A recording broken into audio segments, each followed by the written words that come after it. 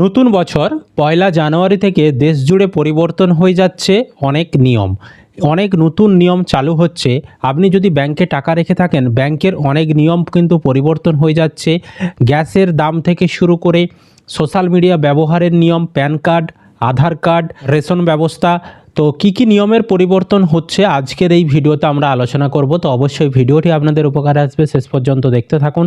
আর চ্যানেলে নতুন হলে এই ধরনের ইনফরমেশন পাওয়ার জন্য চ্যানেলটিকে সাবস্ক্রাইব করতে ভুলবেন না। ফেসবুক থেকে যারা ভিডিওটি দেখছেন পেজটি ফলো করে রাখবেন। দেখুন, এই সংক্রান্ত আপডেটে বলা হচ্ছে আগামী বছরের প্রথম দিন থেকেই বদলে যাবে অনেক আর্থিক নিয়ম। সেই ক্ষেত্রে আপনার উপরও পড়তে পারে এর প্রভাব। কোন কোন প্রকল্পে নিয়ম পরিবর্তন? না, নতুন বছর শুধু ক্যালেন্ডারের পরিবর্তন নয়, এটি আমাদের দৈনন্দিন জীবনেও অনেক পরিবর্তন নিয়ে আসে।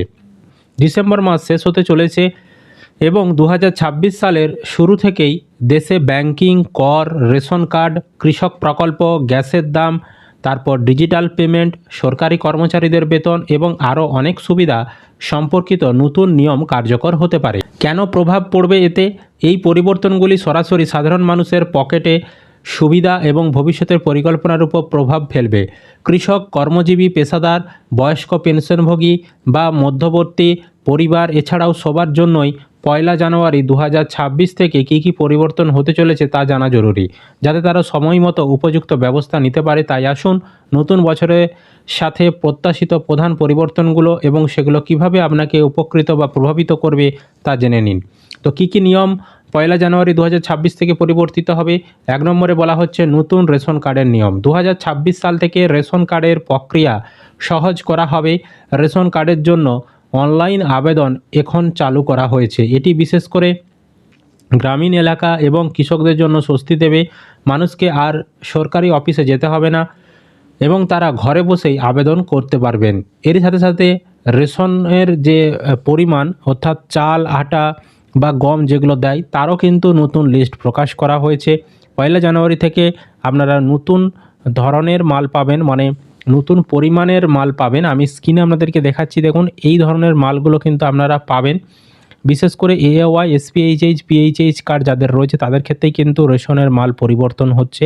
আরকেএসওয়াই 1 বা আরকেএসওয়াই 2 কার্ডে যেমন রেশন পেতেন সেরকমই পাবেন।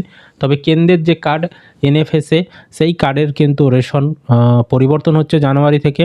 মূলত চালের পরিমাণ কমে যাচ্ছে এবং আটার পরিমাণ কিন্তু বেড়ে যাচ্ছে। আমি স্ক্রিনে ব্যানারটা দেখাচ্ছি, দেখে নিন। এই ধরনের কিন্তু আপনারা জানুয়ারি 1 তারিখ থেকে রেশন পাবেন। তারপর 2 নম্বরে বলেছে কৃষকদের জন্য বড় পরিবর্তন। নতুন বছরে কৃষকদের সঙ্গে সম্পর্কিত বেশ কিছু গুরুত্বপূর্ণ নিয়ম কার্যকর করা হবে। উত্তরপ্রদেশ সহ অনেক রাজ্যেই কৃষক আইডি বাধ্যতামূলক করা হয়েছে। কৃষক আইডি ছাড়া পিএম কিষাণ প্রকল্প কিস্তির টাকা আটকে যেতে পারে কৃষকদের। ফসল বীমা প্রকল্পে বড় পরিবর্তন আনা হবে। খরিফ 2026 থেকে বন্যপ্রাণীদের ফসলের ক্ষতিও বিমার আওতায় অন্তর্ভুক্ত করা হবে।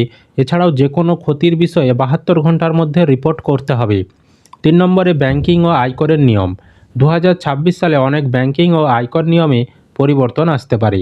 আয়কর রিটার্ন ফর্মগুলি সংশোধন করা হতে পারে, যার জন্য আরও ডেটা ভিত্তিক তথ্যের প্রয়োজন হবে। ক্রেডিট স্কোর আপডেটের নিয়ম। না, এপ্রিল 2026 থেকে ক্রেডিট স্কোর আগের 15 দিনের পরিবর্তে মাত্র 7 দিনের মধ্যে আপডেট করা হবে। এসবিআই এবং অন্যান্য ব্যাংকগুলি ঋণের সুদের হার এবং ফিক্সড ডিপোজিটের হার সংশোধন করছে, যার প্রভাব 2026 সালে দেখা যাবে।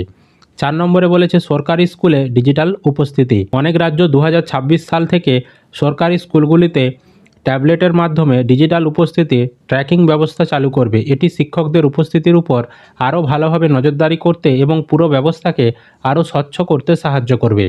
5 নম্বরে সোশ্যাল মিডিয়া সংক্রান্ত নিয়মকানুন। সোশ্যাল মিডিয়া সংক্রান্ত নিয়মকানুনও ক্রমশ কঠোর হচ্ছে। অস্ট্রেলিয়া এবং মালয়েশিয়ার মতো দেশগুলোর মতো এখন 16 বছরের কম বয়সী শিশুদের সোশ্যাল মিডিয়া ব্যবহারের উপর কঠোর নিয়মকানুন প্রয়োগ করা হচ্ছে। ভবিষ্যতে ভারতেও একই ধরনের নিয়মকানুন দেখা যেতে পারে।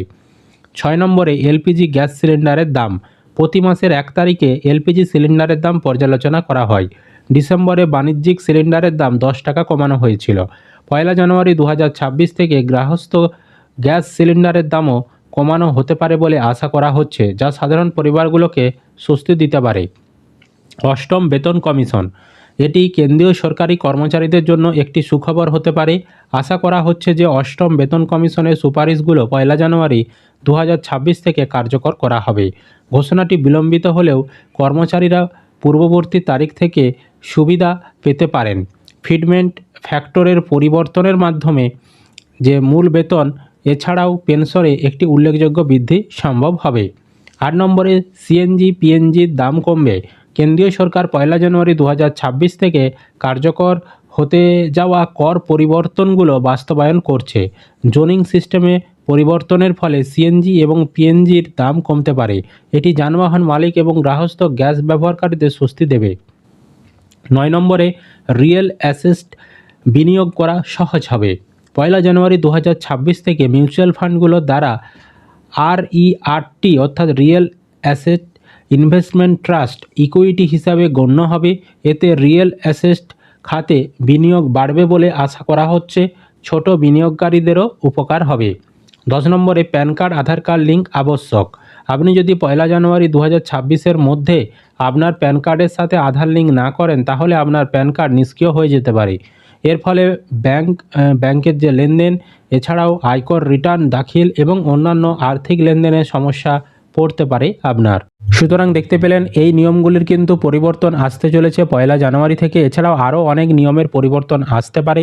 তো যখনই সেই নতুন নিয়মগুলো চালু হবে সেই নিয়ে আমরা আপনাদেরকে 1 জানুয়ারিতে আবারও কিন্তু ডিটেলসে ভিডিও দেব। তো আপনার কোন নিয়মটি ভালো লাগলো, কোনটি খারাপ লাগলো অবশ্যই সেটা কমেন্ট করে জানাবেন।